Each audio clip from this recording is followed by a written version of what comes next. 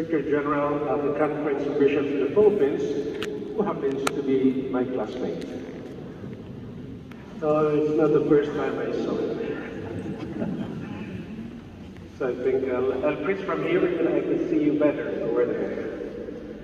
So my dear brothers and sisters in the Lord, mga kapatid ko, mga kababayan,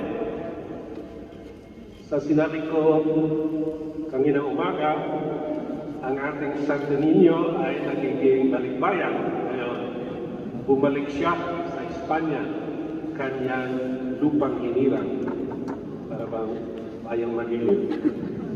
Pero hindi siya bumalik sa Andalusia, kung saan siya galing, sa Barcelona. Well, I'll not talk about the political implications of that.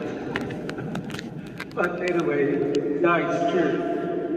It's, I think, very wonderful for a Filipino to be here in Spain this time. 500 years that we have received our faith from Spain. But it was even before that when Santo Niño left Spain. It was in August 1519, so that was 502 years ago, more or less, that Santo Niño left Seville on the 19th of August 1519, and then finally left San Luca de Maravilla into the wide unknown open seas. It was a great adventure for the Santo Niño, because we know that expedition, they call the Armada de las Moluccas, was attempting a passage that was never tried before. That is a western passage to the Spice Islands, the mythical at the time, because nobody was there before that. After more than 2 years of, let's say, venture difficulties, mutinies, one of the 5 galleons went back to Spain before they could find the Strait of Magellan in the Tierra del Fuego. And then, finally, once they reached the Pacific Ocean, the weather was very cooperative. And that's why, in spite of the Pacific Ocean being a very tempestuous ocean, they called it Pacific, peaceful. But anyway, we love the name. Pacific Ocean, in 2 weeks, they were already in the Marianas Islands. And finally, that's when you know Yoyo Villamin? No, I'm a kababayan of Yoyo Villamin, was from Bohol. Used to drive the Imbi liner, which I used to take to Tagbilaran, to the minor seminary from Taliban. Anyway, he had this very instructive song. It said, on March 16, 1521, when the Philippines was discovered by Magellan. That's not a very politically correct expression, I will accept it. But it's a very good lesson for all of us. And then he said, when the chieftain of Cebu, Raja Humabon, and his wife were baptized, and then he concluded that part of the song and said, and that's the beginning of our Catholic life. Yoyo was a good catechism. He was not necessarily like some aspects of his Bolanos. Anyway, especially some of his films, which made us ridiculous.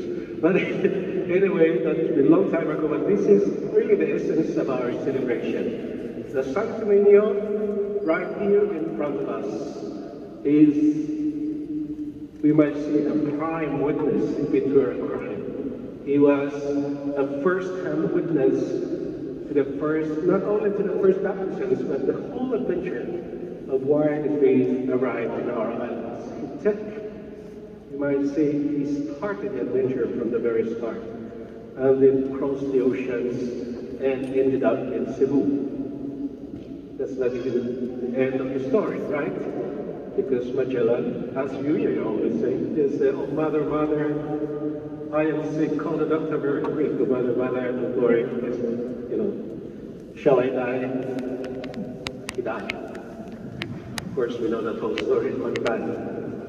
And, of course, the Spaniards left, we know that. And that was the biggest, I say, slice of that whole adventure, it was the first circumnavigation. Sebastian Elcano went back to the other side, the eastern road, and arrived in the same spot in San Luca de Talavera in the province of Cadiz in Andalusia on September 6, 1522. It's really after more than a year after they fled Philippines.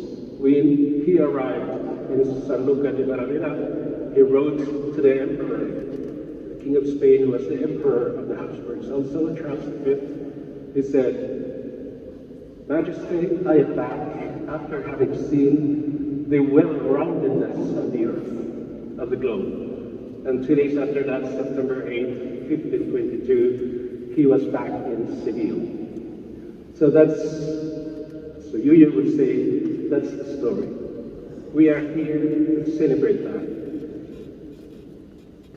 When we see the Santo Niño,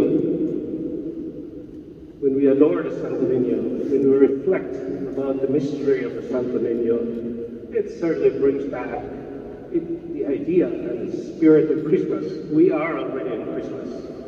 We have this holy child becoming a human person like us.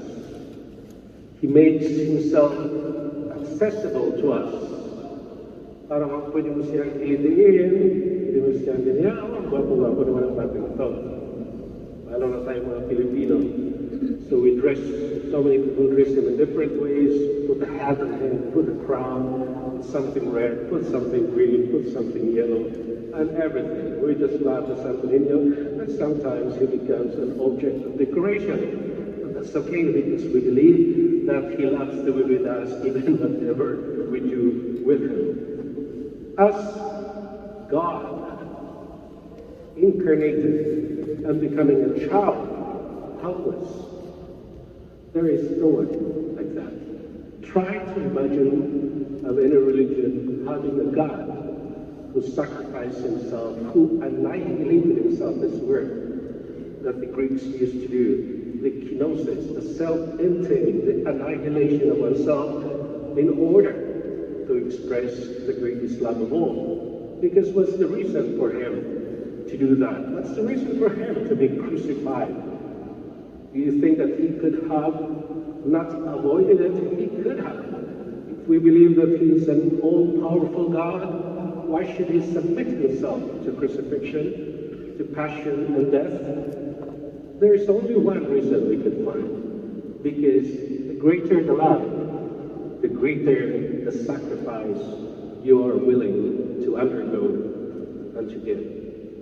That is, my brothers and sisters, why we have the Santo Niño, why we have really that inner attraction to this child, because he knows that he has become a child, because he loves us. Born naked, so that we would know to divest ourselves of what is not essential to us. Born poor in a manger, so that we would consider him as our only treasure. Born weak, needy of everything, so that we would never be afraid of him. Born simple, so that we would stop to be so complicated sometimes, and even annoying to others. Born like us, so that we would never be ashamed of ourselves, that we have the dignity as children of God, made in his image and likeness. And born into this world, he came into this world so that we could be brought back, so that he could bring us back to the house of the Father.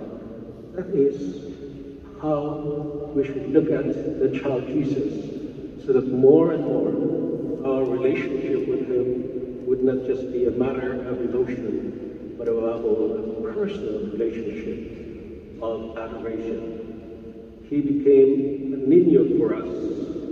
He made himself little for us. He became a creature for us, so that he can be near to us, so that he could be known to us, so that he can be approached by us. Having the Santo Niño reminds us well. Not only that he's God, but he is Filipino. He has become Filipino. He said 500 years, if you have been in the Philippines and the Philippine government doesn't give you a citizenship after 500 years, then I think we should bring that to the United Nations. Anyway, my brothers and sisters, Jesus, the child Jesus, has become completely Filipino and completely adopted by us. In 1521, as we know, the Spanish explorer Magallanes gifted the wife of Raja Humabon, the Santo Niño, at the moment of her baptism. But as we know, as I said, Magellan vanished and was killed in Mactan, and everything was abandoned. Who would have known that when the second expedition came in 1565, some historians would not even mention Papal, you know. Legazpi landed in Papal. They had a blood compact there. And we went to Cebu. The people were afraid. The Spaniards again. You know, some people probably they did not forget about the Spaniards before. So they ran away and burned the village of Cebu. And then, as the story goes, partly pious tradition, the child of the Santo Niño was found under burning embers. And that's why it should be white, but it's brown. In that sense also, he made himself a Filipino like us.